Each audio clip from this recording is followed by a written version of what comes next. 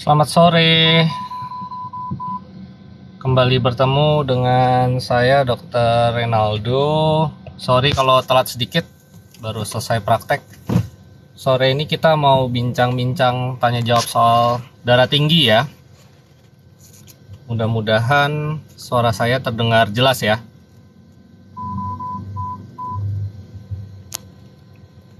Topik darah tingginya sore ini sih bebas aja ya. Saya sebenarnya lebih mau konsentrasi jawab pertanyaan buat ya terserah aja gitu ya. Apa ada yang mau nanya soal diagnosa darah tingginya, atau mau tanya obat-obat yang sedang dikonsumsi saat ini misalnya, atau ada yang bertanya apapun deh ya soal darah tinggi, sebisa mungkin akan saya jawab ya. Jadi silahkan kalau yang pengen punya pertanyaan, karena video-video TikTok saya tentang darah tinggi sudah cukup banyak ya, dan kalau menurut saya untuk awam udah cukup mewakili lah ya, udah cukup banyak, termasuk obat-obatan udah saya bahas ya. Tujuan pengobatan darah tinggi itu tentunya endpointnya ya, endingnya adalah mencegah kerusakan organ, komplikasi jangka panjang ya. Komplikasi jangka panjangnya tentu saja berhubungan dengan pembuluh darah, karena kita bicara tentang tekanan di pembuluh darah tersebut gitu ya.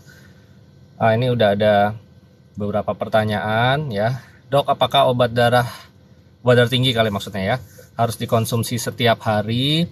Iya, betul sekali ya, Sof Juni ya. Jadi kalau memang sudah diputuskan untuk diobati ya, karena sebenarnya pemberian obat-obat bagi pasien tekanan darah tinggi itu dilihatnya dua faktor ya. Nomor satu, dia udah ada komplikasi apa enggak. Jadi misalnya begini, kalau cuman tensinya aja naik sedikit gitu ya, kan darah tinggi itu 140 ke atas ya, 140 atau bawahnya 90 ke atas. Kalau misalnya cuman darah tinggi aja, nggak ada komplikasi, misalnya dia darah tinggi, nggak ada sakit jantung, nggak ada stroke, nggak ada gangguan ginjal gitu ya, apalagi usia belum terlalu tua misalnya. Nah itu biasanya kita rekomendasikan untuk gaya hidupnya diperbaiki dulu. Ya, misalnya yang masih gemuk ya berat badannya diturunkan, ya diusahakan mencapai berat badan ideal. Terus kalau yang malas olahraga, kemudian turunkan konsumsi garam ya, terus perbanyak makan sayur buah ya. Cukup istirahat, misalnya yang sering begadang-begadang terus, atau yang misalnya kebiasaan merokok suruh stop rokoknya. Jadi utamanya lifestyle dulu. Nah itu biasanya dievaluasi 2 minggu sampai ya paling lama-lamanya sebulan biasanya gitu ya. Kalau dengan merubah gaya hidup, tekanan darah rata-ratanya masih belum bisa terkontrol di bawah 140/90, baru diberikan obat. Nah, tapi kalau misalnya pertama kali datang misalnya sudah masuk ke kategori tekanan darah tinggi derajat 2 ya, grade 2 itu 160 ke atas ya. Nah, itu biasanya ngubah gaya hidup nggak akan langsung bisa optimal ya, butuh waktu lebih lama tuh kalau misalnya default tensinya tuh udah sampai di atas 160 pertama kali datang. Jadi kalau tensi pertama kali datang udah langsung segitu, saya sih biasanya akan langsung kombinasi dengan obat-obat juga, tapi selalu mulai dosis kecil biasanya. Beda lagi kalau tekanan darah tinggi pas datang itu masuk ke kriteria gawat darurat ya. Jadi gawat darurat tuh ada dua macam, hipertensi urgensi sama hipertensi emergensi. Bedanya di mana?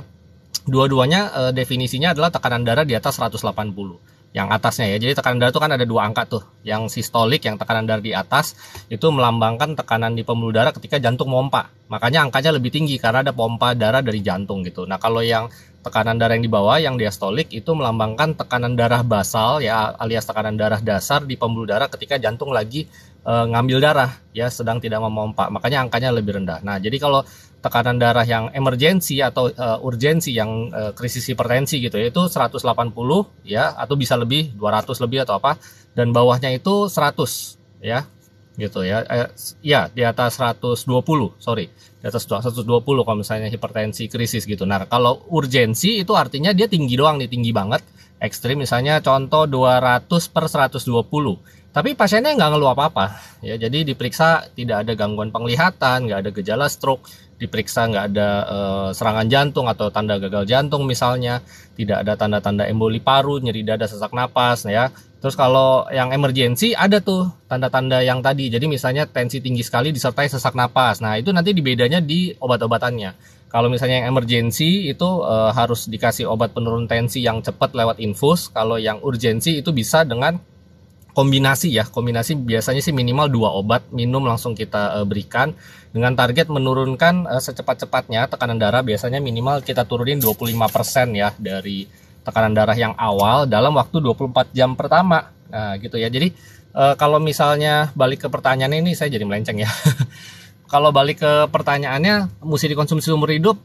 Kalau misalnya memang terkontrol dengan obat ya, jadi udah pakai gaya hidup, nggak tercapai target nih ya, masih di atas 140/90 gitu ya, ya udah masukin 1 obat atau 2 obat misalnya, baru tercapai target ya dikonsumsi terus menerus, karena berarti ya bisa dianggap sudah ada gangguan regulasi tekanan darah ya, dari entah ginjalnya atau pompa jantungnya, atau memang pembuluh darahnya itu udah kaku banget ya, sel-sel otot polos di dinding pembuluh darah itu udah kaku banget, sehingga ya kalau nggak dibantu dia tinggi terus. Nah kalau misalnya dibiarkan tinggi terus, nanti itu yang nanti akan merusak organ-organ tubuh ya, bisa ke jantung, ke otak, ke ginjal, ke mata, itu yang kita nggak mau ya. Jadi tenang aja ya, sebenarnya sih minum obatnya aman ya, sangat-sangat aman. Bahkan obat-obat yang zaman sekarang tuh udah sangat-sangat jauh tidak ribet deh, nggak kayak obat zaman dulu ya, rata-rata sih sekali sehari minumnya ya, tapi memang bosen sih, saya tahu sih ya, namanya minum obat seumur hidup terus-terusan itu pasti bosen gitu ya. Terus dan aman ya, aman buat ginjal. Bahkan obat-obat yang golongan terbaru itu penelitiannya bilang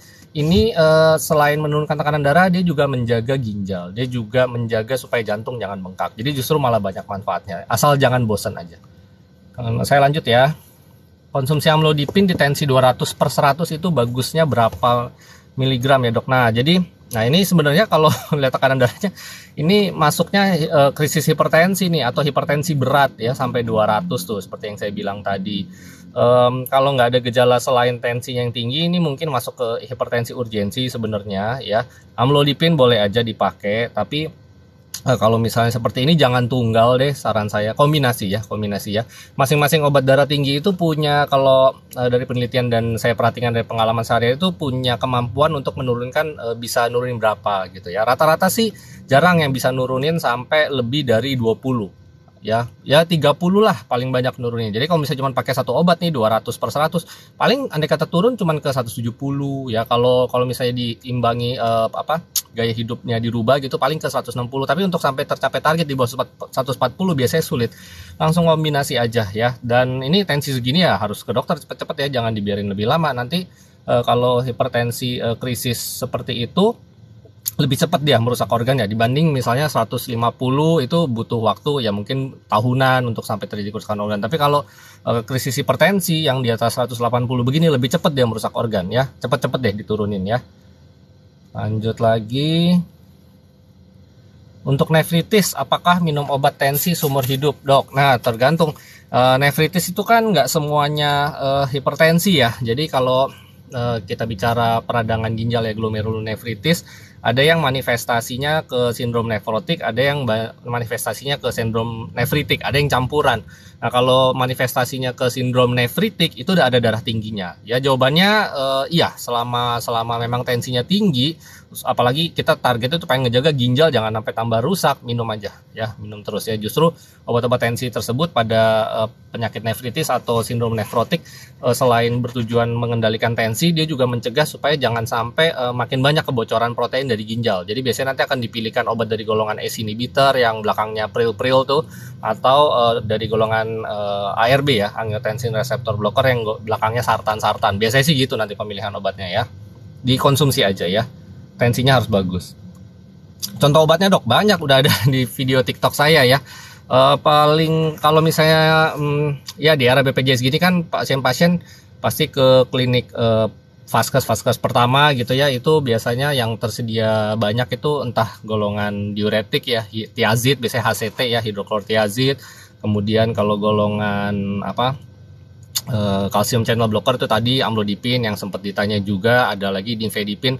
Nah cuman nifedipin nih sebenarnya untuk jangka panjangnya yang nggak bagus ya. Nifedipin itu minumnya ribet. Kalau nifedipin yang biasa dia harus minimal 3 kali, jadi dia turun tekanan darah cepet, tapi nanti begitu stop, kalau nggak langsung disambung dosis berikutnya, naiknya lagi juga cepet. Jadi udah jarang kita pakai nifedipin yang biasa. Kita pengennya tuh obat yang minumnya nggak ribet, cukup 1 kali sehari dia kerja di dalam darah itu stabil ya selama 24 jam, tensinya tuh nggak gonjang-ganjing naik turun begitu ya. Jadi kalau mau pakai nifedipinnya biasanya yang kerja panjang, yang oros biasanya ya, mereknya ada macam-macam, ada Adalat, ada yang lain lagi gitu ya. Terus golongan yang ada lagi yang sering yaitu ya ACE inhibitor ya, yang belakangnya pril, biasanya ada captopril, ramipril. Kalau misalnya kena efek samping batuk dari penggunaan ACE inhibitor, bisa diganti golongan ARB itu ya, misalnya valsartan, kandesartan yang belakangnya sartan ya.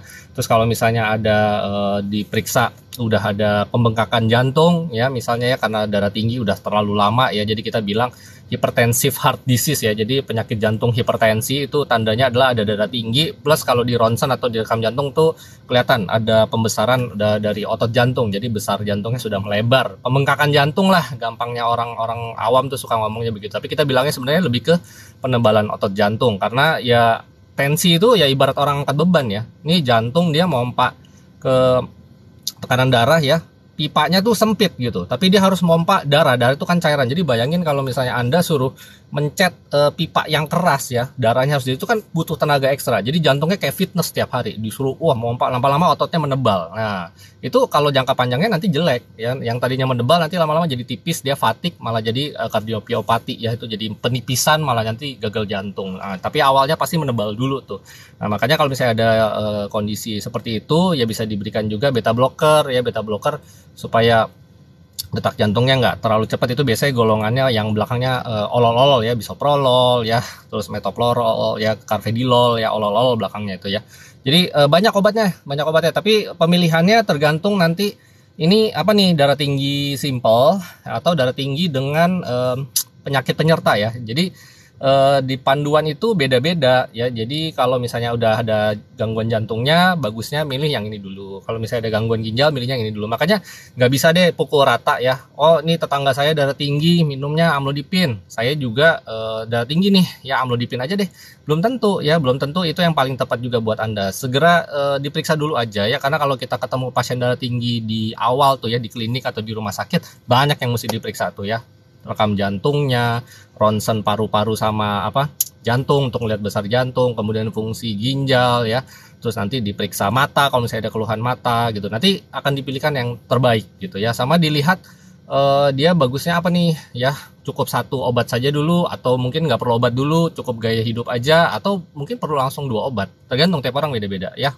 Ke dokter aja ya, kan sekarang BPJS gampang lah ya, nggak keluar biaya apa-apa, yang penting mau ngurus rujukan ya, sayang kalau tidak dimanfaatkan ya. Dok, kalau sakit kepala sebelah itu tensi apa kolesterol? Usiaku 53. Sakit kepala sebelah ya, cluster headache kali ya. Ya sebenarnya tekanan darah ya, beberapa orang ada yang ngeluh pusing gitu ya di saat tensinya tinggi, bisa saja sih. Cuman kalau kolesterol itu gejalanya nggak terlalu khas ke sana ya. Kolesterol itu secara teori tidak ada gejala yang spesifik. Cuman kalau curiga tensi ya diukur aja tekanan darah, kan gampang sekali ngukur tekanan darah ya, entah bisa beli alat yang otomatis sendiri atau ke pusat kesehatan terdekat ya. Apotek aja bisa ngukur tensi ya. Jadi kalau misalnya ragu-ragu daripada bertanya-tanya terus ya diukur aja ya tensinya ya. Tapi cara ngukur tensinya yang benar. Nah, coba lihat deh video TikTok saya ya, ngukur tensi itu nggak segampang duduk terus dilingkarin ini terus main tensi aja, enggak ya. Kalau langsung kayak gitu, apalagi pemilihan apa mindsetnya nggak bener gitu ya, itu hasilnya nanti bisa rancu. Oh, ini ada yang nanya eritropoietin di ginjal. Ini sedikit di luar topik hipertensi sih, nanti saya jawab ya setelah saya jawab pertanyaan yang lain dulu. Ini juga kolesterol sama asam urat, simpen dulu ya, ini topiknya hipertensi dulu ya. Nanti kalau masih ada waktu saya akan jawab. Kenapa hipertensi bisa memicu penyakit lainnya seperti kolesterol, ginjal, dan lain-lain. Jadi kalau berhubungan, jadi pasien-pasien hipertensi itu kan rata-rata semua punya faktor resiko gaya hidup yang biasanya nih kurang baik, selain juga faktor genetik ya. Jadi kalau orang tuanya ada riwayat hipertensi, itu anak-anaknya kecenderungan ya, kalau gaya hidupnya nggak bagus nanti bisa kena hipertensi juga. Nah pasien-pasien yang hipertensi itu kalau misalnya dia punya gaya hidup yang bisa berhubungan dengan kolesterol, misalnya nih dia kurang gerak, ya dia makannya suka yang asin-asin banget, atau biasanya kan kalau asin juga biasanya makanannya berlemak. Terus misalnya pasiennya gemuk juga. Nah, jadi otomatis itu nanti akan tergabung ke sindrom metabolik namanya. Nah, makanya jadi hipertensi ini ngerembet kemana-mana gitu ya. Mungkin orang mikir apa hubungannya ya tekanan darah di pembuluh darah sama gula. Nah sebenarnya ya hubungannya ke sana, karena pasien-pasien yang hipertensi biasanya punya faktor resiko yang lain-lain juga untuk bisa terkena penyakit-penyakit yang lain itu. Ya kan ciri-cirinya tuh yang klasiknya ya kurang gerak, kegemukan, merokok. Nah itu kan semua sama tuh ya, nggak cuman ke hipertensi doang, bisa ke kolesterol, bisa ke diabetes gitu ya. Nah kalau ginjal jelas ya, ginjal itu adalah kalau dibelah gitu ya, dilihat ginjal tuh dalemannya tuh saringan pembuluh darah itu ada jutaan nefron ya. Jadi unit saringan ginjal itu terdiri dari pembuluh darah yang sangat halus sekali ya. Bayangin kalau misalnya pembuluh darah sehalus itu, setipis itu, tiap detik gitu ya dapat serangan ya darah datang dengan apa ya, tekanan yang tinggi, dus gitu ya, rusak lama-lama dia ya. Makanya banyak pasien juga nggak tahu dia hipertensi, ternyata ketahuannya dari gangguan ginjal yang dia pas medical check up gitu ya. Nah itu makanya ya tensi jangan dibiarin lama-lama, apalagi bertahun-tahun sampai tinggi gitu ya. Dok lanjut yang 200 itu dokter bilang tidak harus satu, jadi apa aja ya. Makanya ya saya tidak tahu kondisi fisik Anda ya, tidak tahu hasil lab lengkapnya. Makanya kalau misalnya belum periksa, cepat periksa ya kan, itu nanti harus rekam jantung, kemudian juga cek fungsi ginjal, nanti akan dipilihkan kombinasi yang paling pas. Kalau misalnya semuanya bagus-bagus aja, kombinasi dari berbagai obat yang saya sebutkan tadi ya, mau ini kan amlodipin ya, kalsium channel blocker, mau dikombinasi sama ACE inhibitor boleh, mau dikombinasi dengan diuretik boleh, tapi intinya harus mencapai target tekanan darahnya ya. Kalau perlu 3 obat, bahkan pasien saya ya rekor nih ya, saya ada dapat seumur saya jadi dokter, saya meresepkan pernah sampai 4 atau 5 obat hipertensi dalam satu pasien, baru tensinya terkendali, baru dia badannya enakan, yaitu hipertensi resisten ya, itu beda lagi ya, jadi benar-benar bandel banget tensinya. Ada tuh yang sampai kayak gitu. Kalau bertanya apa nggak masalah tuh dok, obat banyak banget gitu, nggak masalah ya. Jadi memang obat-obat yang ada sekarang dibikin untuk bisa bersinergis ya, bahkan teorinya mendingan kita kombinasi 2 obat masing-masing dosis kecil dibanding satu obat kita kencengin sampai dosisnya pol ya. Itu memperbesar resiko efek samping, tapi khasiatnya lebih bagus kalau kombinasi 2 atau 3 tapi masing-masing dosis kecil. Jadi sekarang alirannya kan makanya udah lebih banyak ke pil kombinasi gitu. Jadi ada 2 obat dijadiin 1 tablet. Cuman sayangnya yang kombinasi-kombinasi gitu generiknya belum ada, jadi nggak masuk BPJS ya, kecuali kalau mau beli sendiri gitu ya. Jadi segera periksa aja ya Bu ya, jangan beli-beli sendiri deh. Saya juga nggak bisa rekomendasiin karena nggak meriksa fisik Anda ya. Saya ngampang ngompol ini di luar konteks. Nanti dulu ya. Assalamualaikum, waalaikumsalam. Besok mau puasa ya? Besok udah puasa apa belum sih? Ada yang bilang tanggal 2, ada yang bilang tanggal 3. Dok, saya minum Tensikap dan Lovas. Mohon penjelasannya dok. Saya hipertensi 290. Lovas biasanya kalau yang belakangnya fast gitu biasanya, oh tapi ini low ya, losartan mungkin isinya, sama Tensikap mungkin tuh isinya amlodipin. Jadi merek obat tensi itu banyak sekali gitu ya, tapi kalau namanya kadang-kadang suka agak beda-beda. Ini saya asumsikan ini isinya amlodipin sama losartan ya. Nggak apa-apa, itu kombinasi yang cukup bagus ya. Cuman kalau misalnya udah minum itu rutin, tensinya masih 200/90 ya kontrol lagi gitu loh. Ini masalahnya di mana nih? Apa memang perlu ditambah obat ketiga? Ya apakah Anda jangan-jangan termasuk yang hipertensi resisten yang tadi saya bilang gitu ya? Atau ada penyebab hipertensi sekunder namanya ya. Jadi ada sebagian kecil orang itu darah tingginya disebabkan karena hal yang lain, misalnya kelainan hormon, ternyata dia punya pheochromocytoma misalnya, atau dia punya stenosis arteri renalis. Itu penyebab-penyebab yang jarang yang bisa bikin orang tadinya nggak hipertensi jadi darah tinggi ya. Tapi kalau misalnya tadinya 200 terus pakai 2 obat itu udah bagus ya, lanjutan aja, itu kombinasinya udah bagus kok. Ini tadi sudah saya jawab ya, hipertensi bisa memicu penyakit lain. Ini lagi, kalau sistolnya naik di atas 100 terus dengan usia 35 tahun, amankah dengan amlodipin? Sistol naik di atas 100 maksudnya gimana ya? Jadi tekanan darah atasnya ini berapa nih jadinya sekarang? Udah minum amlodipin, mungkin boleh diperjelas lagi ya, komen lagi aja ya, saya kurang paham nih jadinya gimana. Yang mau tanya di luar judul live, nanti saya sediakan waktu 10 menit terakhir ya. Ini soalnya kan nanti rekaman TikTok live ini akan saya save dan saya share di YouTube ya, biar lebih fokus. Jadi kalau yang nggak sempat nonton dari awal, ada pertanyaan yang mungkin saya jawab, yang sudah saya jawab di depan, nanti bisa tonton ulang ya. Kemudian Kalau seandainya tensi normal pasien sekitar 180/80, apakah perlu minum obat hipertensi? Oke, nomor satu itu nggak normal, itu tinggi ya. Jadi ini maksudnya mungkin tensi biasa sehari-hari gitu ya. Kalau 180 minum ya. Kalau saya sih kalau di atas 160, selain saya sarankan merubah gaya hidup sesuai arahan panduan hipertensi, kalau di atas 160 pakai obat deh ya. Saya nggak terus terang nggak pernah ketemu pasien di atas 160 tanpa obat bisa bagus. Minum ya ke dokter.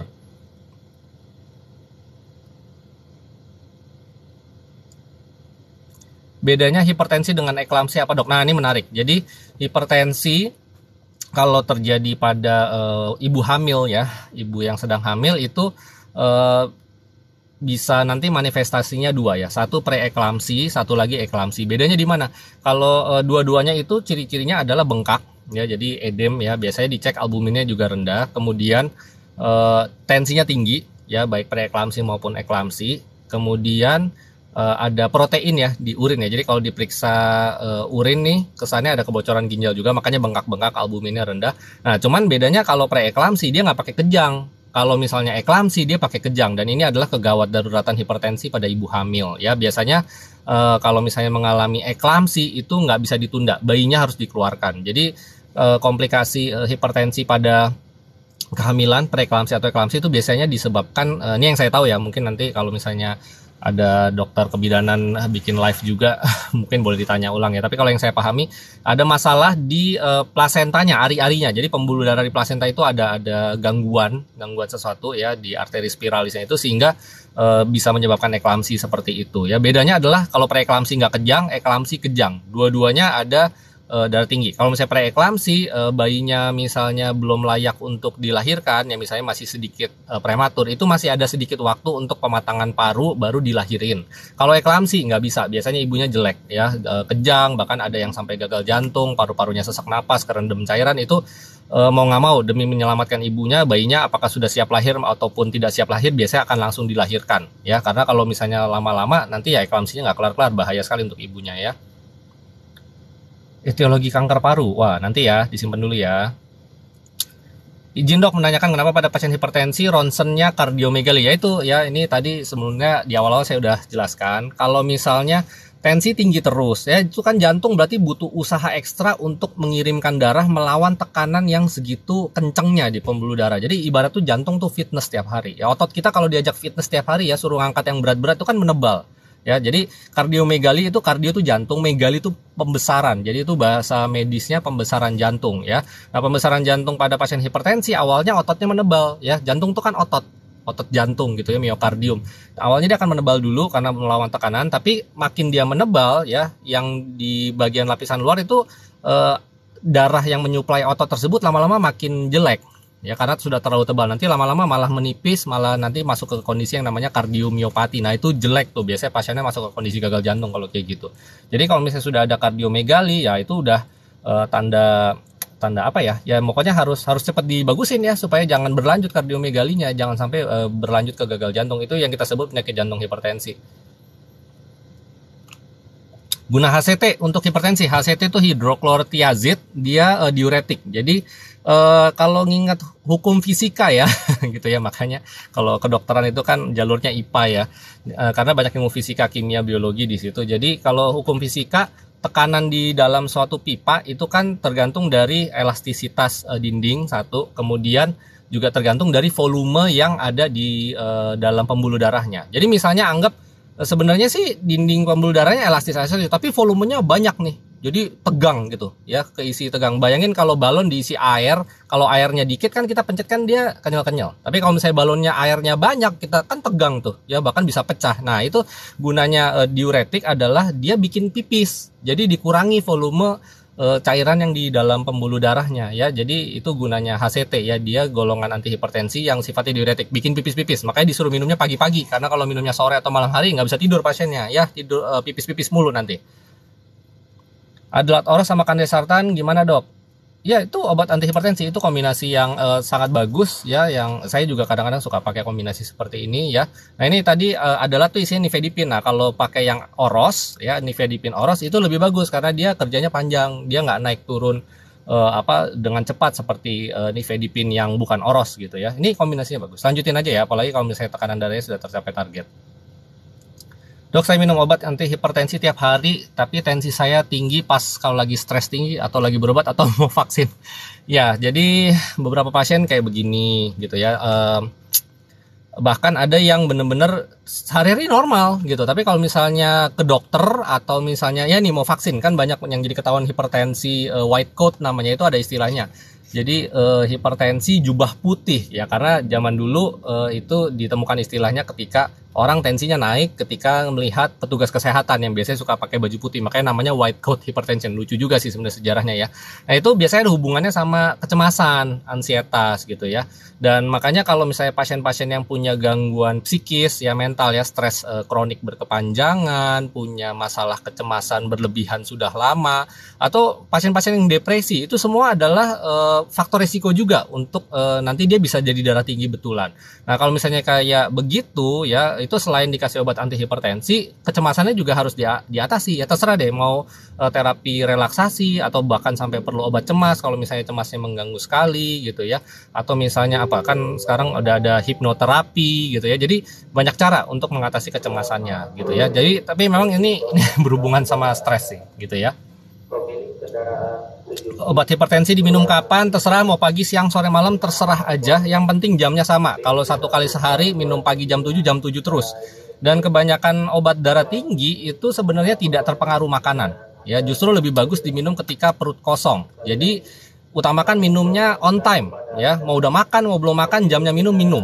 Karena kalau misalnya telat, nanti efek obat hipertensi hari sebelumnya udah keburu hilang, tekanan darahnya keburu naik ya jadinya ya nggak bagus kan kalau misalnya kayak gitu terus. Makanya bisa jadi nanti nggak terkontrol. Jadi terserah aja, yang penting jamnya minum. Saya praktek di Siloam Bekasi Sepanjang Jaya ya, di daerah Rawalumbu, di Bekasi, Planet Bekasi yang macet. Kapan pasien dapat prorenal? Oh, ini untuk ginjal, nanti ya, disimpan dulu ya. Pengaruh hipertensi ke mata apa? Paling sering mengenai retina ya. Jadi kalau kita bicara tekanan darah ya tentu ke pembuluh darah ya. Pembuluh darah yang di mata kan yang halus-halus itu di retina, di lapisan belakang mata tuh, yang bagian saraf mata. Jadi bisa menimbulkan yang disebut retinopati hipertensi ya. Kalau misalnya parah bisa ke kebutaan loh ya. Jadi efeknya nanti ke sana. Diastol, Dok. Salah. Oh, ini yang tadi nanya ya. Pakai amlodipin diastoliknya masih, oh yang bawahnya berarti, oh bawahnya masih 100. Ya itu berarti kan belum mencapai target ya. Dikombinasi aja kalau misalnya pakai amlodipin masih belum mencapai target ya. Intinya kombinasi nggak ada masalah ya, yang penting jangan dari golongan yang sama. Jadi prinsip kombinasi obat anti hipertensi itu boleh 2 obat, 3 obat, bahkan 4 obat atau lebih gitu, yang penting dari golongan beda. Jadi misalnya amlodipin nih nggak boleh dikombinasi sama nifedipin atau yang tadi tuh adalat oros, itu kan sama-sama dipin, sama-sama kalsium channel blocker, itu nggak boleh kombinasi kayak gitu, nanti malah efek samping karena dari golongan obat yang sama. Tapi kalau kombinasi sama golongan obat yang beda nggak ada masalah ya, kombinasi aja. Kalau misalnya diastoliknya masih 100 dengan amlodipin belum tercapai target, kombinasi ya. Tensi rata-rata 200, ini saya ulang lagi ya, kalau di atas 160 saran saya kombinasi deh ya, kombinasi. Puskesmas kan juga banyak tuh, boleh diuretik, boleh CCB ya, kalsium channel blocker, kombinasi ya. Kalau di atas 60 rata-rata susah sih, orang juga ngubah gaya hidup kan nggak segampang itu, perlu waktu ya.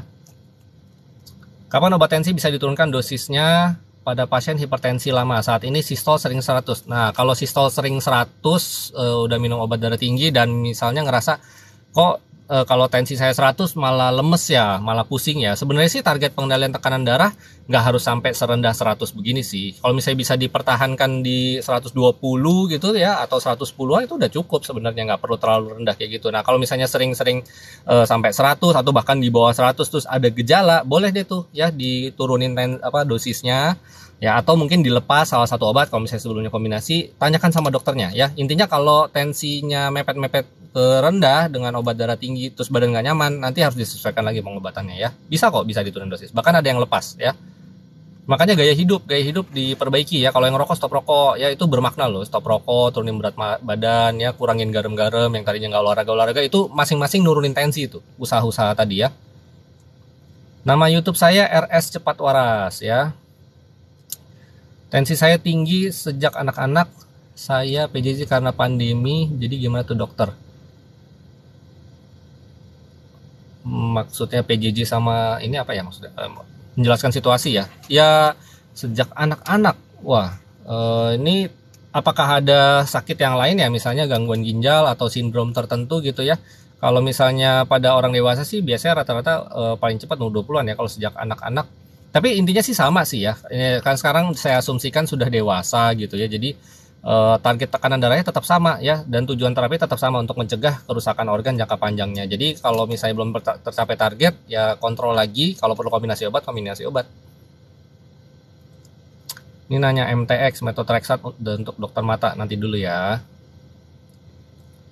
Dok, tensi 200 dalam waktu beberapa hari langsung turun 90, apa termasuk hipertensi?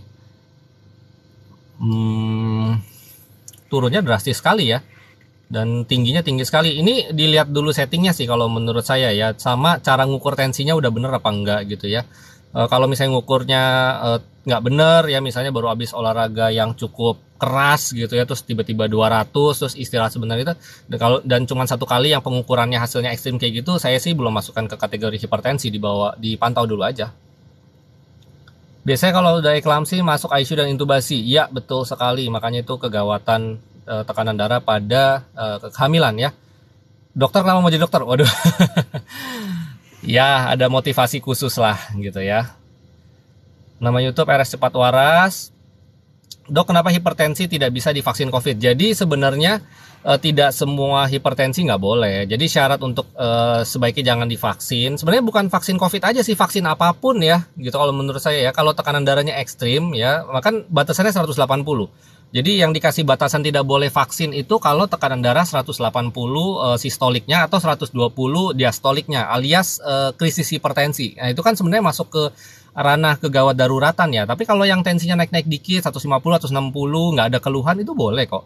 Itu boleh, nggak ada masalah. Nah kenapa alasannya? Jadi kalau divaksin ya namanya juga disuntik ya, sekalipun jarumnya kecil, nyerinya sedikit, tapi kan ada orang yang tadi tuh baru datang ke tempat vaksin aja udah cemas, atau lagi misalnya begitu ngerasain jarum udah ketakutan padahal nyerinya cuma sedikit misalnya, atau abis divaksin jadi ada reaksi vaksin kan bisa tuh bikin meriang, demam. Nah ketika meriang, demam, tensinya naik. Nah sekarang bayangkan kalau misalnya awal baseline-nya aja tuh udah tinggi banget, misalnya 180 terus dia maksain divaksin ya, terus dia cemas atau misalnya dia demam gara-gara vaksin, tensinya naik karena menggigil atau apa jadi 200. Ketika 200 tiba-tiba komplikasi stroke. Nah itu loh yang makanya kalau misalnya tensinya ekstrim nggak boleh divaksin. Tapi kalau misalnya hipertensi ringan-ringan saja, tidak ada keluhan, pasien datang ke tempat vaksinnya tenang, tidak terlihat cemas, boleh kok divaksin, nggak ada masalah ya. Saya pun sering mengeluarkan surat rekomendasi layak vaksin untuk pasien yang masih pengobatan hipertensi, dia kontrol rutin ya, tapi tensinya mungkin masih belum tercapai, asal nggak di atas 180 saya kasih, nggak ada masalah. Untuk pasien hipertensi yang dapat prorenal atau ketosteril, itu bukan obat anti hipertensi ya, itu adalah penunjang ya, obat penunjang untuk gangguan ginjal ya. Tergantung gangguan ginjalnya sampai setaraf apa stadiumnya. Biasanya kita kasih minimal kalau misalnya penyakit ginjal kroniknya di atas stadium 3 biasanya, rata-rata stadium 4 ya, karena sudah mulai mengurangi konsumsi protein, dan untuk mengganti protein yang tidak bisa dimakan dari makanan diberikan obat-obat sejenis prorenal ketosteril ini ya. Biasanya kalau memang udah penyakit ginjal kronik apalagi udah stadium 4 mesti dikonsumsi terus ya, karena penelitian obat-obat ini bisa memperlambat laju perburukan penyakit ginjal kroniknya ya. Tanya lagi ke dokter yang meresepkan, saya masalahnya nggak tahu indikasi awalnya kan gitu ya. Pasien PH primer, PH apa ya? Pulmonary hypertension maksudnya. Wah ini mesti ke dokter jantung ya gitu ya. Biasanya kalau PH primer harus minum obat-obatan terus-terusan, tapi itu di luar di luar bahasan hipertensi yang standar. Ini pulmonary hypertension, beda lagi. Hipertensinya cuma kejadian di paru. Psikosomatik dan strabismus nanti ya. Dopamet juga bisa. Dopamet ini jenis obat anti hipertensi yang biasanya kita pilih untuk ibu hamil, karena termasuk yang aman untuk ibu hamil ya. Nah ngomong-ngomong soal hipertensi ibu hamil, golongan S inhibitor atau ARB itu nggak boleh ya, yang belakangnya pril-pril atau sartan-sartan gitu ya, karena kalau misalnya dipaksakan diberikan, buat ibunya sih nggak masalah sebenarnya, buat bayinya yang resiko masalah, nanti bisa mengganggu pembentukan ginjal pada bayinya gitu ya. Jadi ada beberapa obat yang nggak boleh kalau misalnya sedang hamil ya. Dopamet termasuk yang aman untuk hamil. Dok, kenapa klonidin harganya lebih murah? Wah, kalau soal harga mah tanya yang yang buat, saya juga nggak bisa jawab ya. Tapi ini kan bandinginnya sama Adalat Oros. Adalat Oros itu merek paten ya, obat original dia ya, tentu obat original sama obat generik ya, yang pasti harganya beda gitu. Kombinasinya bisa diubah, bisa ya, masih banyak kok pilihan yang lain ya. Cuman kalau mau ngubah ya jangan ngubah sendiri ya, tanyakan ke dokternya ubahnya pakai yang mana.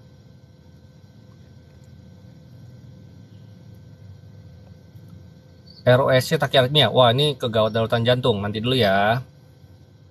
Captopril makin jangka panjang efeknya batuk ya dokter, bisa. Jadi pemberian ACE inhibitor yang belakangnya pril itu sekitar 10% pasien kena efek samping batuk. Tapi sebelum menyimpulkan ini batuknya karena captopril atau ramipril atau lisinopril yang pril gitu ya, cari dulu ada nggak penyebab batuk yang lain. Nggak taunya ternyata asmanya nggak kekontrol. Atau saya pernah dapat nyalain obat darah tinggi, nggak taunya punya TBC gitu ya, TBC-nya nggak diobatin TBC-nya batuknya hilang. Jadi biasanya kalau kita mau curiga ke arah obat gitu, kita periksa dulu ya, ini ada penyebab lain nggak yang mungkin menyebabkan batuknya. Kalau misalnya nggak ada, ya boleh tuh kita coba ya dihentikan golongan ACE inhibitornya ya, diganti dulu dengan golongan yang lain. Biasanya kita switch ke golongan yang ARB ya, yang sartan belakangnya. Kalau batuknya hilang atau membaik berarti disimpulkan ya itu kan obat gitu ya. Kalau white coat begitu, apakah obat hipertensi harus tetap rutin diminum? Kalau misalnya pakai kanderinnya tercapai target ya, bagus-bagus aja ya, nggak apa-apa, emang tetap harus diminum kok ya, dibandingkan nanti nggak minum rutin. Jadi kita tuh sekarang kalau untuk penyakit kronik sifatnya proaktif bukan reaktif. Jadi bedanya begini, proaktif itu kita mencegah sebelum dia naik, kayak obat gula gitu ya. Prinsipnya adalah kayak insulin nih misalnya. Insulin tuh ada yang disuntik sebelum makan. Orang mikirnya kan makan dulu baru suntik insulin. Enggak, ada beberapa justru kebanyakan insulin yang untuk mengatasi sebelum makan. Kita sedia payung sebelum hujan ya. Jadi kita dan obat itu kalau misalnya masuk ke badan kan butuh waktu untuk bekerja. Enggak kita minum langsung 1 2 3 kerja gitu. Dia butuh ya macam-macam sih, ada yang setengah jam, ada yang butuh 1 jam gitu ya. Istilahnya lama kerja ya, mulai kerja obat. Nah, jadi kita minum terus gitu ya. Kalau misalnya tensinya memang masih naik turun, kalau misalnya kita nggak minum, kita mencegah ya. Terima kasih infonya, jadi sedikit tahu tentang hipertensi. Sama-sama ya, harus tahu lah ini hipertensi ini kenapa hot topic, karena penyakit kronik paling banyak di Indonesia ya. Riset kesehatan dasar itu 1 dari 3 orang loh yang di sampling gitu ya, dicek tensinya ternyata memenuhi kriteria tekanan darah tinggi. Ngeri juga ya. Jadi kalau di satu rumah ada 6 orang itu pasti ada yang hipertensi itu kalau misalnya diperiksa benar-benar, katanya sih. Dok, tensi saya 110/60, biasa minum amlodipin 10 mg, perlu diturunin nggak dosisnya? Tergantung, Anda sudah merasa nyaman nggak dengan tensi segitu gitu ya. Kalau misalnya sudah nyaman-nyaman aja, nggak ada keluhan, biasanya kalau mau mencoba menurunkan dosis itu harus dengan pengawasan dokternya gitu ya. Kalau mau nego, misalnya Anda pasien saya gitu ya, kalau mau nego, kalau saya sih, saya lihat gaya hidupnya dulu ya. Kalau gaya hidupnya udah bagus, benar-benar lifestyle-nya oke nih ya, terus tensinya cenderungnya di bawah 120, terus saya biasanya coba turunin dosis dulu. Itu kan 10 mili, masih bisa diturunin ke 5 mili gitu. Nanti baru dilihat 2 minggu diturunin dosis tetap bagus nggak. Kalau tetap bagus ya mungkin bisa turun dosis, bahkan mungkin nanti bisa lepas. Ada beberapa pasien bisa bagus seperti itu, tapi dengan syarat gaya hidupnya bagus. Kalau gaya hidupnya jelek biasanya nggak bisa lepas. Dok, buat hipertensi yang kontraindikasi dengan ibu hamil, ya itu ya tadi ya, paling utama sih golongan yang sehubungan dengan angiotensin ya, ACE inhibitor ya, terus juga apa namanya angiotensin receptor blocker yang belakangnya sartan, pril itu tuh nggak boleh ya, karena bisa mengganggu ginjalnya janin ya. Dok, kalau kita cek tensi tangan kanan apa kiri ya? Sebenarnya dua-duanya. Jadi kalau panduan hipertensi sebenarnya kalau baru pertama kali datang ya, disarankan sebenarnya sih dua-duanya ya, karena kita patokan untuk menegakkan itu adalah kita cari yang lebih tinggi, yang kanan apa yang kiri. Nah, plus kalau misalnya beda tensi tangan kanan tangan kirinya itu jauh banget, misalnya di atas 20, itu curiga ada masalah jantung, pembuluh darah jantung, coarctatio aorta misalnya gitu ya. Jadi itu petunjuk juga untuk mencari ini hipertensinya ada sebab yang lain apa enggak. Itu salah satu penyebab hipertensi sekunder tuh, coarctatio aorta ya, pembuluh darah ginjalnya ada masalah gitu ya. Jadi sebenarnya sih dua-duanya ya, tapi kalau misalnya udah rutin kontrol, udah ini hipertensinya lama ya nggak usah tiap kali datang dicek dua tangan kanan tangan kiri, biasanya pas kunjungan pertama tuh ya. Amlodipin, kandesartan. Amlodipinnya boleh ya. Kandesartannya yang nggak boleh kalau hamil ya. Makanya kalau orang darah tinggi ketahuan hamil udah minum obat, cepat-cepat ke dokter ya, ke dokter penyakit dalam ya untuk disesuaikan obat darah tingginya. Kandesartannya nggak boleh. Obat antihipertensi bisa. Ya ini ya macam-macam ya. Banyak kok obat darah tinggi ya, sangat banyak sekali. Dokter, saya pakai obat amlodipin malah gatal-gatal parah. Diganti, ini namanya alergi obat. Semua obat nggak harus obat darah tinggi, selalu ada potensi alergi, apalagi belum pernah diminum ya. Makanya kan kalau minum obat itu ya kita harus awasin ya, ada reaksi alergi apa enggak. Ya kalau misalnya selalu seperti itu, ya itu alergi amlodipin. Berarti semua obat yang golongan CCB, calcium channel blocker, dipin nggak boleh dikonsumsi lagi ya. Ganti aja yang jenis yang lain, masih banyak kok, tenang aja.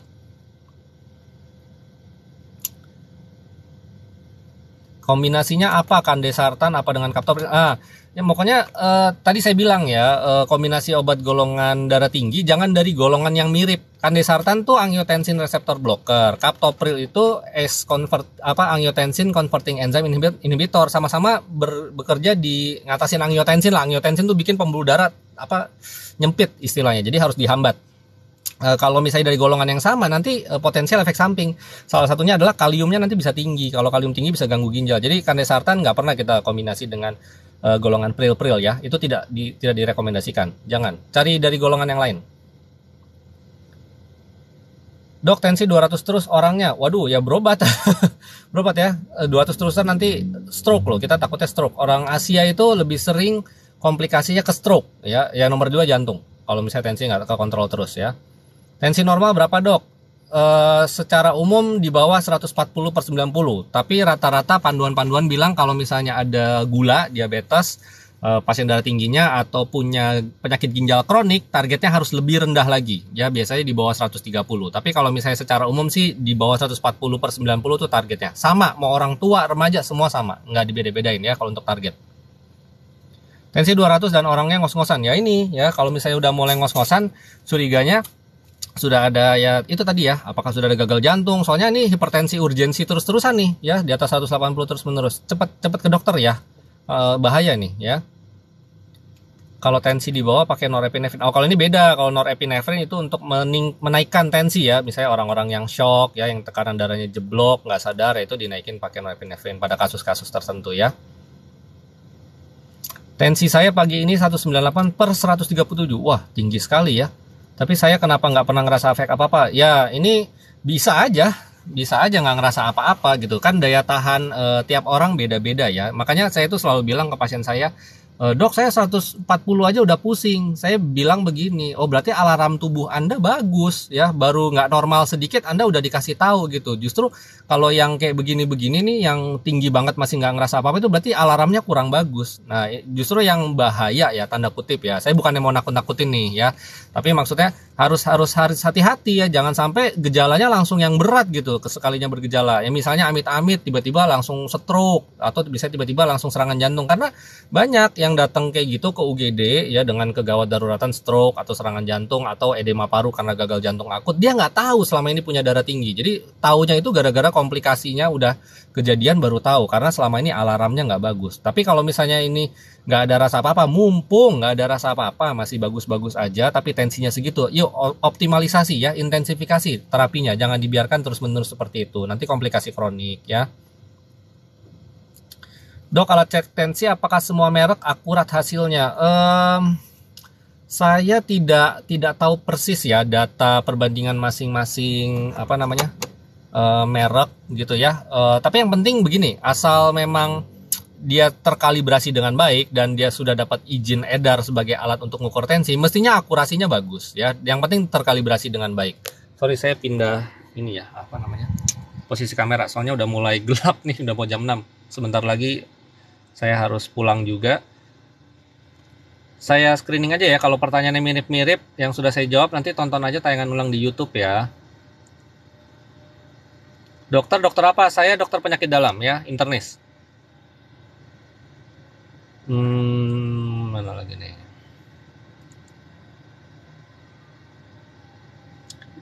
Waktu minum tensi tadi saya udah jawab ya, kapanpun, yang penting jamnya sama terus ya.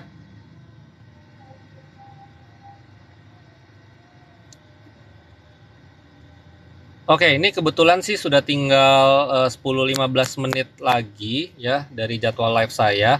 Saya coba jawab pertanyaan yang di luar hipertensi ya, karena sebenarnya untuk hipertensi tadi udah cukup banyak sih ya, saya cakup ya. Intinya harus dikendalikan ya dengan gaya hidup, dengan obat-obatan kalau perlu kombinasi, kalau misalnya belum mencapai target, supaya jangan komplikasi ya. Aduh, kalau komplikasi itu sangat mengganggu kualitas hidup deh ya, kalau udah kena stroke apa serangan jantung gitu ya, udah nggak nyaman ya. Mendingan tetaplah kalau disuruh milih itu pasien-pasien ya, saya mendingan minum obat dari dulu dong kalau tahu sekarang jadi begini gitu. Nyesel tuh selalu belakangan, jadi jangan sampai menyesal gitu ya. Tadi kayaknya bentar. Nah ini ya, yang awalnya tadi saya nggak tahu nih masih ngikutin saya apa enggak nih, tentang eritropoietin di ginjal itu di mananya ya. Jadi eritropoietin itu adalah hormon yang dihasilkan oleh ginjal yang tugasnya ibaratnya gampangnya dia mandor. Dia adalah mandor untuk ke sumsum tulang kita untuk membentuk sel darah merah atau sel eritrosit yang baru ya. Makanya pasien-pasien yang udah gangguan ginjal kronik, yang gagal ginjal gitu ya, gampangnya ngomongnya ya, itu kan eritropoietinnya udah rendah. Jadi seringkali tuh ditemukan HB-nya juga rendah ya. Jadi HB-nya turun, biasanya bisa sampai di bawah 10, bahkan ada yang 7, HB-nya 6 gitu ya. Itu karena kekurangan hormon. Jadi kalau misalnya rendah banget, biasanya kita tambah darah dulu, habis itu dikasih suntikan tambahan hormon eritropoietin setiap kali dia kontrol, atau misalnya yang sudah cuci darah disuntik pada saat cuci darah biasanya. Obat kolesterol sama asam urat, obat yang bagus apa? Makasih. Kolesterol macam-macam, tapi biasanya kita lihat ya, dia lebih tingginya yang kolesterol LDL atau yang trigliserid. Kalau LDL biasanya dikasih golongan statin ya, atorvastatin, simvastatin ya. Diskusikan sama dokter deh, bagusnya pakai yang mana, karena setiap statin itu kemampuan menurunkan kolesterolnya beda-beda. Nah ini menarik juga sih, buat nanti saya bikin videonya juga ya untuk menerangin tentang beda-beda statin. Kalau misalnya trigliseridnya tinggi, nah itu biasanya pakai golongan gemfibrozil misalnya, atau fibrat ya, fenofibrat. Bisa juga ini, kalau yang mau dibeli sendiri bebas, boleh tuh suplemen kayak macam minyak ikan, omega 3, omega 6 ya, itu juga membantu metabolisme kolesterol, membantu menurunkan juga kok ya, cukup baik dan cukup aman ya, nggak ada masalah. Sama ya, tentu saja kurangi konsumsi lemak-lemak jenuhnya ya. Ini mau masuk bulan puasa nih, udah ada yang mulai puasa besok.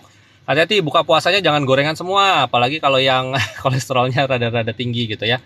Asam urat ya, kalau mau murah meriah allopurinol, tapi allopurinol ingat ya, nggak bisa sembarangan juga minumnya ya. Bagusnya sih tetap tanya dokter dulu ya. Biasanya juga kalau asam urat tinggi itu dilihat ginjalnya udah ada terpengaruh sama asam uratnya apa enggak. Kalau misalnya sudah ada pengaruh, allopurinolnya dosisnya mulai sangat kecil biasanya, jadi nggak boleh gemes gitu ya langsung buru-buru ya. Kalau misalnya mau yang lebih bagus ya, ada yang golongan baru Febusostat, tapi memang lebih mahal ya untuk asam urat itu ya. Dok, saya kok gampang ngompol, batuk dikit keluar, kencing, obatnya apa? Nah, ini mesti periksa ke dokter urologi ya. Kalau kita batuk, itu kan tekanan baik di dada maupun di perut kan meningkat. Ada peningkatan tekanan, gitu kan. Makanya berasa kok kayak ada neken gitu. Nah, itu kalau misalnya otot-otot di daerah sphincter itu apa ya? Katup ya, klep kantong kencingnya lemah, otot-otot penyangganya, ketika kita batuk ada peningkatan tekanan, jebol gitu ya. Nah itu penyebabnya apa, mesti ke urologi ya, dokter spesialis urologi untuk dicari tahu. Obatnya ya tanya dokter urologi, saya tidak kompeten, saya tidak mau so tahu. Kemudian mana lagi tadi,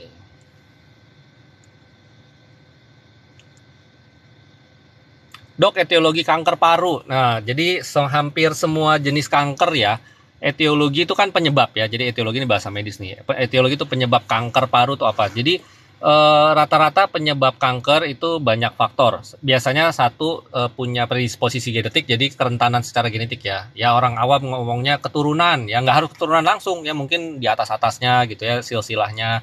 Terus nomor 2, gaya hidup yang nggak bagus biasanya. Terus paparan terhadap radikal bebas, dan khusus untuk paru, rokok. Ya jelas banget itu ya, hampir semua pasien rata-rata yang kanker paru itu terpapar dengan rokok, ataupun dia nggak merokok tapi terpapar dari orang sekitarnya. Saya baru dapat nih ya, pasien kanker paru, dia nggak ngerokok, ibu-ibu nggak ngerokok ya, tapi suaminya perokok berat Nah, suaminya kebetulan kenanya cuman bronkitis kronik aja, batuk-batuk gitu ya, istrinya dapat kanker paru, kan sedih ya gitu ya. Jadi, aduh udah deh ya, apalagi ini minyak mahal, bensin naik, ngapain buang duit lagi buat ngerokok ya, nanti jangan rokok bentar lagi juga harganya naik. Mendingan udah stop aja rokoknya biar hidup juga lebih sehat ya. Lanjut lagi. Wah ini saya lihat ada 97 new message, aduh kayaknya nggak mungkin sempat saya bahas semua ya. Kalau nggak saya coba runut langsung ke paling bawah deh. Yang baru-baru nanya, yang baru join. Dok, kaki ibu saya kalau buat jalan terus tiba-tiba bengkak. Nah ini banyak faktor ya. Entah memang ada masalah di pembuluh darah. Ya biasanya kalau orang udah usia lanjut itu pembuluh darah baliknya ya, katup venanya itu ada apa bahasanya, dol lah ya, kayak macam dol gitu, sehingga yang mestinya darah naik ke atas turun lagi ke bawah sehingga rembes ya, kakinya bengkak. Atau kalau misalnya dia ternyata punya gangguan jantung atau gangguan ginjal ya itu bisa sih ya, dengan gravitasi kalau itu makin jadi bengkak ya. Obat hipertensi tahap awal apa? Bisa semua macam bisa ya, tapi biasanya kita pilihkan sesuai dengan penyertanya ya. Dia ada jantung juga nggak? Dia ada masalah ginjal juga nggak gitu ya? Lagi hamil apa nggak? Itu nanti kita pilihkan yang lebih cocok gitu ya. Dok, saya hipertiroid tapi akhir-akhir ini tensi saya sering naik. Nah ya, hipertiroid kalau misalnya hormonnya tinggi sekali itu bisa bikin tekanan darah naik gitu ya. Jadi ini salah satu penyebab hipertensi sekunder. Jadi asal muasal darah tingginya tuh karena ini tiroid ya, kelenjar gondok, hormonnya terlalu tinggi ya, itu bikin tekanan darah naik. Jadi atasi hipertiroidnya, mudah-mudahan tensinya juga turun. Batu ginjalku belum keluar sampai sekarang. Terakhir minum obat Harnal. Harnal itu dia untuk relaksasi ini ya, saluran kencing ya. Jadi dibikin rileks supaya kalau misalnya batunya ukurannya nggak terlalu besar, mudah-mudahan dia turunnya bisa smooth gitu ya. Tapi bukan berarti pasti turun, memang tidak menjamin sih gitu ya. Makanya kan tetap diperlukan kontrol. Kalau misalnya nggak turun juga, apalagi makin besar dari USG, ya kalau perlu ditembak dari luar di SWL misalnya ya SWL gitu ya.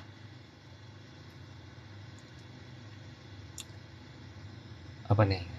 Dok, saya PCOS dikasih resep Glucovac tapi kok pusing ya dan lemas. PCOS ya Glucovac Metformin itu isinya ya, itu salah satu terapinya, sama sebenarnya sih turunan berat badan ya kalau misalnya berat badannya berlebih gitu ya, sama konsumsi lemak-lemak yang jenuh itu dikurangin. Tapi kalau misalnya pakai Glucovac pusing lemes malah jadi nggak enak ya, coba minta alternatif yang lain atau merek yang lain. Jadi kadang-kadang obat ini lucu ya, sama-sama metformin ya, dikasih Glucovac nggak enak badannya, tapi kalau metformin merek yang lain enak gitu. Jadi yang jadi masalah bukan isi utamanya, bukan kandungan aktif obatnya, tapi zat pembawa yang ada di masing-masing merek obat paten. Itu kan kadang suka beda-beda. Kemudian, dok, kalau misal obat hipertensi dikombinasi apa diminum barengan? Boleh, minum barengan nggak masalah. Mau diminum satu pagi, satu sore, atau satu malam silahkan. Tapi kalau misalnya udah diminum pagi, pagi terus, minum sore, sore terus. Karena kan rata-rata 1 kali sehari sekarang ya. Ada lagi nggak ya? Udah makin gelap nih, soalnya muka saya juga makin nggak kelihatan. Mungkin nanti berikutnya ini deh ya, saya bikin live pas udah di rumah aja kali ya, biar terang ya. Jadi mungkin agak maleman ya.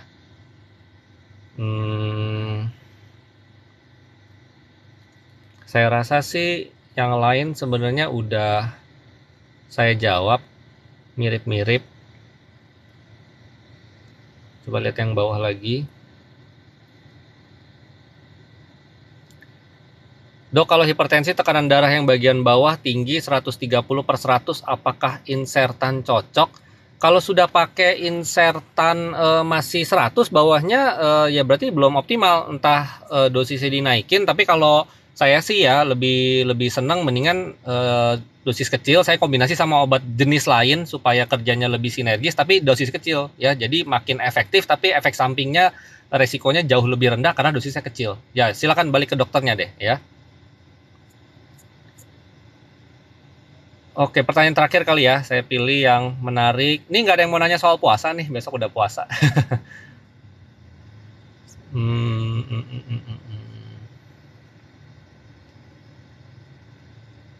Nah ini deh, ditutup dengan pertanyaan untuk hamil ya. Selain Dopamed, apa yang aman untuk ibu hamil dok? Nggak mempan Dopamed. bukan nggak mempan, dilihat dulu dosisnya udah optimal nggak gitu ya kan. Biasa kita kalau obatin obat darah tinggi mulai dosis kecil dulu ya, observasi ya, paling lama 1 minggu, apalagi lagi hamil jangan lama-lama observasi ya, 3 hari 5 hari masih nggak tercapai target naikin ya. Kalau misalnya belum dinaikin sampai dosis maksimal, naikin dulu. Kalau mau dikombinasi biasanya dari golongan kalsium channel blocker yang belakangnya dipin-dipin. Kayak tadi tuh adalat oros tuh, sempat ada yang nanya ya, itu kan nifedipin oros itu bisa ya untuk apa, hipertensi pada kehamilan. Masih nggak kontrol juga boleh dipertimbangkan pemberian beta blocker yang belakangnya olol-olol, apalagi kalau misalnya detak jantungnya tinggi gitu ya. Iya, oke deh, sip. Ini oh ada yang nanya, YouTube saya RS Cepat Waras ya, RS Cepat Waras. Jadi cari aja, yaitu videonya sebenarnya udah banyak banget gitu ya. Jadi nanti di sana juga ada playlist untuk pembahasan hipertensi ya, udah macam-macam juga. Ini terakhir saya YouTube-nya bahas ini ya, stratifikasi resiko dan persiapan puasa bagi yang punya penyakit gula ya. Ada 2 episode tuh ya. Ini yang episode terakhir baru tayang hari ini ya. Oke, gitu dulu. Mungkin ini muka saya makin nggak kelihatan, makin gelap. Saya juga sudah ditunggu di rumah buat makan sama keluarga. Saya pamit dulu. Terima kasih untuk semua yang sudah berpartisipasi. Pertanyaannya sangat bagus-bagus sekali dan memang pertanyaan sehari-hari, yaitu sesuai dengan tujuan saya mengadakan live kayak gini-gini ya. Mudah-mudahan menjawab pertanyaan sehari-hari yang masih bikin bingung, yang masih bikin ragu gitu ya. Prinsipnya hipertensi diatasi ya. Jangan mau sampai terjadi komplikasi kronik ya. Hidup dengan hipertensi, hidup dengan diabetes, hidup dengan apa, harus sehat, harus nggak boleh rasa apa-apa badannya, meskipun minum obat terus-terusan. Itu tujuannya ya, jadi tetap berkualitas gitu ya. Jadi semoga sehat-sehat ya. Bagi yang besok mulai berpuasa ya, saya ucapkan selamat berpuasa. Semoga lancar-lancar, aman-aman, makin sehat. Karena sebenarnya penelitiannya tuh puasa tuh baik ya. Puasa Ramadan tuh udah banyak sekali penelitiannya kalau dijalankan dengan baik dan benar. Apalagi buat yang nggak punya penyakit apa-apa ya, itu makin menambah sehat sebenarnya ya. Sekaligus melatih kedisiplinan ya, menahan hawa nafsu yang tidak baik-baik, yang tadinya ngerokok jadi berhenti rokok ya, cuman berhentinya jangan pas puasa doang ya, habis itu lanjut lagi ya. Jadi saya doakan mudah-mudahan puasanya berkah semua ya, sehat-sehat, lancar-lancar, jangan sampai kena sakit-sakit ya. Ingat pakai terus maskernya. Saya bukan masalah COVID, ini penyakit infeksi makin aneh-aneh ya. Saya makin banyak ketemu pasien demam nggak jelas ya, dicek bukan COVID gitu ya, terus gejalanya makin macam-macam. Ini udara lagi jelek banget ya. Jadi kalau keluar ke kerumunan pakai masker ya, pakai masker ya. Kita nggak pernah tahu kena sakit apa. Jangan sakit lah, intinya jangan sakit, nggak enak ya. Oke, sampai jumpa lagi nanti. Saya adakan live berikutnya ya. Pantau terus aja pengumuman live di video TikTok saya. Nanti saya attach linknya ya. Salam sehat, salam waras. Sampai jumpa lagi. Bye bye.